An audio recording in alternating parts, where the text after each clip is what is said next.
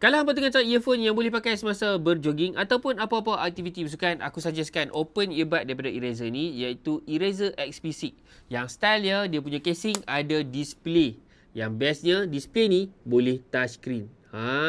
Display screen ni sebagai extra lah berbanding dengan earphone lain yang ada dekat market. Tapi yang penting untuk setiap earphone dan juga headphone adalah dia punya audio. Dan aku kena ingatkan juga siap-siap yang audio dia sangat kuat. Walaupun dia adalah open earbud, kalau hang buka audio dia semaksimum yang boleh, memang hang takkan dengar bunyi surrounding. Itu adalah satu yang aku rasa macam okey. Audio dia dah kuat, aku cuma perlu play volume sebanyak 50% saja dan dah cukup untuk aku dengar bunyi audio dan juga bunyi surrounding. Dan dua benda yang mungkin aku rasa hangpa akan tengok beg kuning dan terus beli adalah, pertama, dia punya harga memang mampu milik, dan yang kedua, dia ada AI untuk translate bahasa yang mana hang boleh set untuk mendengar sebarang bahasa dan translate kepada bahasa yang hang pilih. Ini adalah satu selling point yang mungkin banyak orang akan beli sebab sekarang orang dah mula travel terutamanya ke negara China yang mana kita ada batas bahasa. Jadi bila ada AI untuk translatekan bahasa, aku rasa earphone ni memang memainkan peranan untuk memudahkan kita semasa travel. So, hangpa boleh tengok beg kuning dekat bawah. Sampai situ saja hari ni.